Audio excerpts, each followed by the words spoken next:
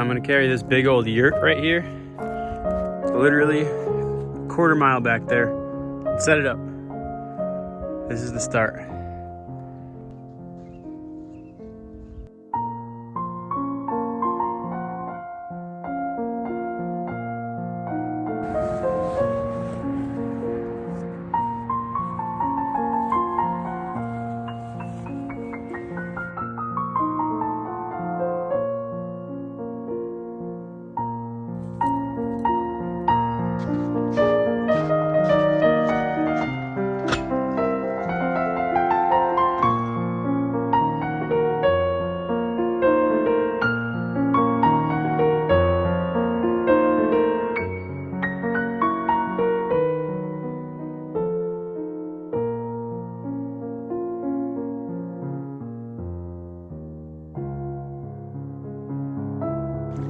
Check this out. This stream, which is about 16 inches deep right here, and that's maybe the span right here is like 3 feet.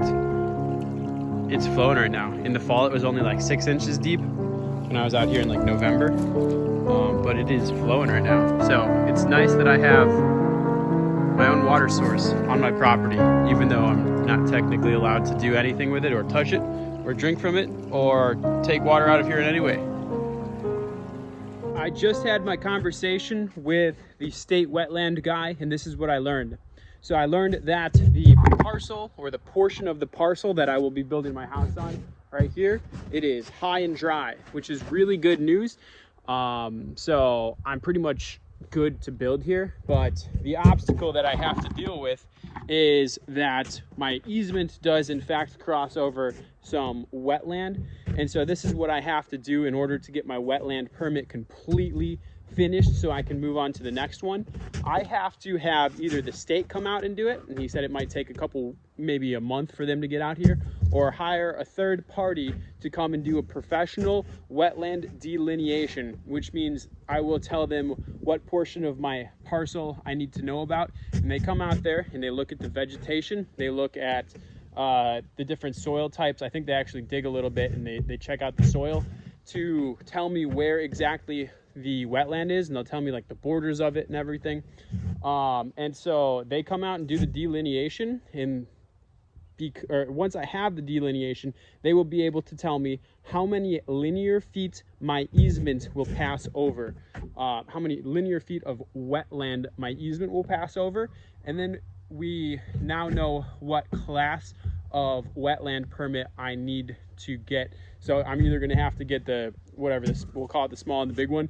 So either the small one is if my driveway passes over less than 250 linear feet of wetland, and the big one is if it passes over more. So the difference is the first one's $100 and the second one's $500. My perspective is it doesn't matter. I just want to get the permit taken care of. And so basically it's going to take me maybe somewhere between $600 and $1,500 to do a wetland delineation. And then I'm going to have to pay them $100 or $500. Honestly, I'd rather just pay them $500 and skip the second part, but that's not how it works. You gotta follow their little roller coaster and do whatever they say to do, just so you can get the wetland permit done. As for the stream, my easement will cross that stream, and right now it's like the highest flow it will ever be because the snow just melted. And so he told me I'm going to need a 4-foot culvert for that stream, which is fine. I'll get a 4-foot culvert and just pour tons of fill material. The good news is that way up here in the north, the fill material is very cheap, very, very cheap, because there's lots of mines and lots of yards all over the place.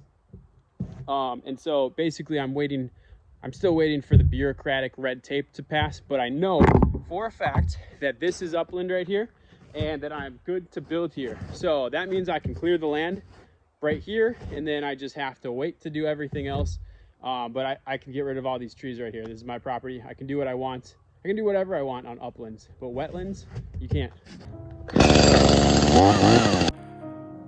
Look at those beautiful trees, and look at that beautiful yurt and that beautiful sunset.